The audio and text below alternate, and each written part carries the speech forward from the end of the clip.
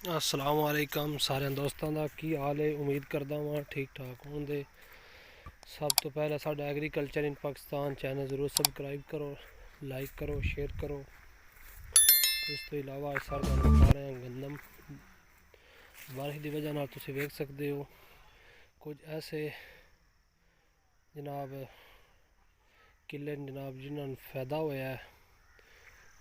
आ वेख सकते हो तुसी बारिश का कुछ ऐसे जनाब जड़ियाँ मुतासर हुई हैं।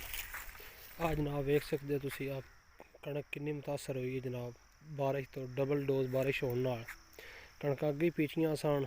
आ वेख सकते हो जनाब खराब हो गई।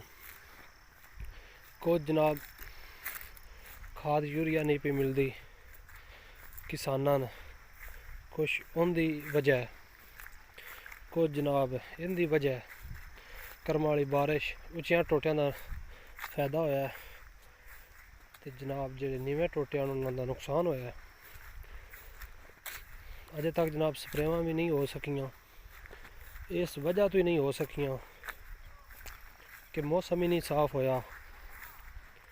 आज तो 10 दिन 5-6 दिन मौसम साफ है, 5-6 दिनों तो बाद फिर 2-3 दिन बारिश है ते कणकां छोटियां गंद वड्डे हो गए। इधर गंद विखाने आ वेख सकते हैं विच गंद ये ड्रिल है लेकिन गंदम नहीं टुरी। इस वजह तो ही नहीं टुरी कि उसका नुकसान गंदम का बड़ा हो गया। ठीक है आ जनाब ड्रिल है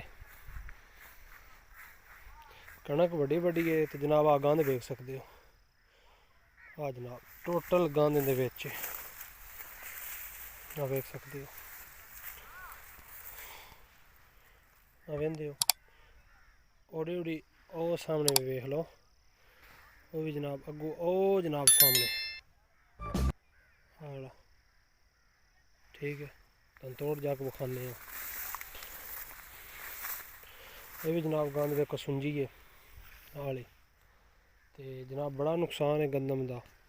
ठीक है लेकिन अगर बारिश एक और हो गई तो किसान बहुत ही परेशान होगा। अगे ही परेशान है माफिया की वजह तो। ठीक है आ वेख सकते हो गंदम खराब हुई है इस वजह तो खराब हुई है पानी की वजह तो ते खाद ना वक्त सिर पान दो। अजे वेखो तुसी टोटियां पानी जनाब खलोता है अगे विखाने आ वेख सकते हो नीवियां नीवियां जगह ते पानी तोड़ आओ पानी जे ते गंदम का भी वेख सकते हो उत्तों उत्तों ना काफ़ी ख़राब हो गई है। अगे फिर वेखो जनाब इधर माशाल्लाह ठीक है इधर जड़ी है नहीं ठीक। आ जनाब अगे फिर ड्रिल वेखो ठीक है ये भी जनाब अवेंदे ख़राब है। उस तो इलावा अगे फिर इधर वेखो पानी है। अगर जनाब साडी वीडियो अच्छी लगी है साडे चैनल ज़रूर सबसक्राइब करो, लाइक करो, शेयर करो। ठीक है तो सारे दोस्तों दसना कमेंट से कि गंदम कैसी है ड्रिल दी। ठीक है बाकी दूसरी कैसी है बारिश की ना होने की वजह तो। ठीक है मैं ज़्यादा चाहना। अस्सलाम वालेकुम।